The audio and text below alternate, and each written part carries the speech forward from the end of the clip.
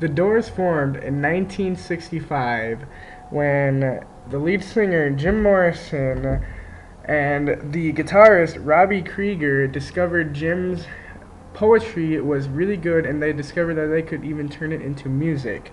So they got Ray Manzarek, the keyboardist, and John Densmore, the drummer, and formed The Doors. The song "Touch Me" came out in 1969 and was in the album "The Soft Parade." Another popular song was "Love Me Two Times," which was released in 1967 in the album "Strange Days."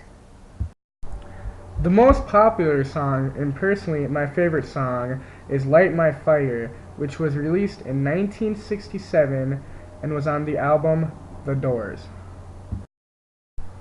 The song we chose to analyze was "The End," which came off the album "LA Woman," which was released on April 19th, 1971. And Jim was fascinated with death. In this song, he talks about being lost in a desperate land, and the whole song is basically about dying. And he thinks and talks about dying a lot.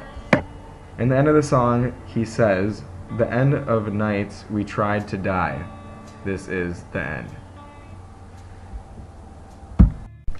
Rolling Stone magazine once said about The Doors, "The Doors stands as the LA foursome's most successful marriage of rock poetics with classically tempered hard rock.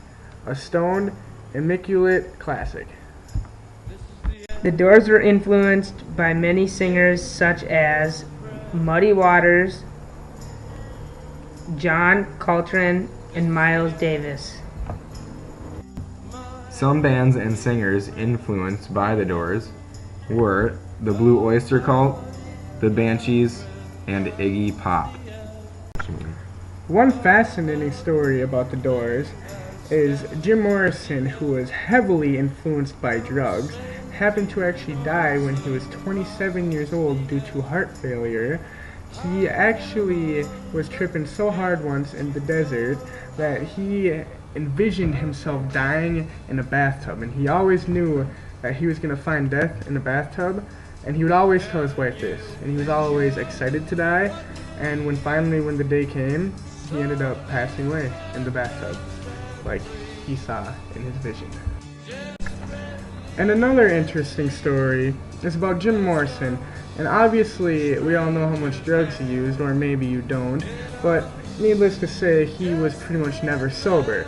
Now, before his concerts especially, he would always take hits of acid and be extremely drunk, which caused his shows to be almost embarrassing, if you will. Like, there's been multiple different occurrences where he has been arrested for a lot of times sexual stuff and showing his junk on stage and not caring about anything whatsoever. And there's another interesting story.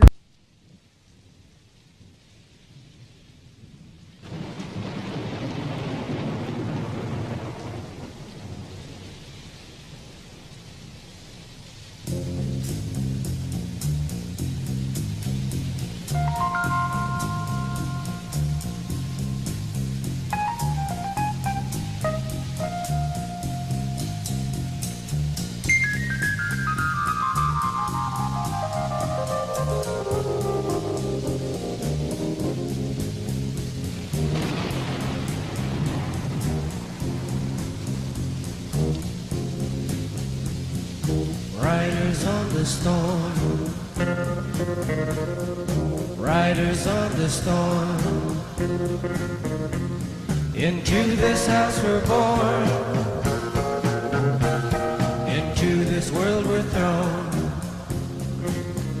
Like a dog without a bone, an actor out alone. Riders on the storm, there's a killer on the road. His brain is squirming like a toad.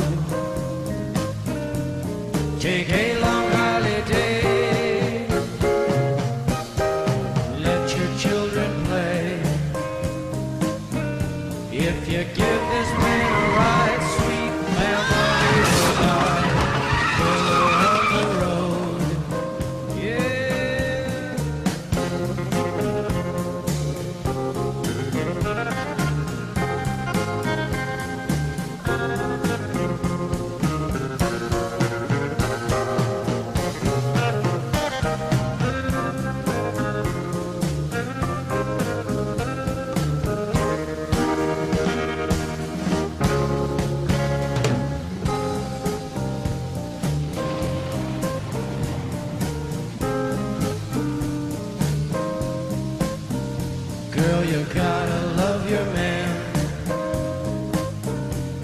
you gotta love your man.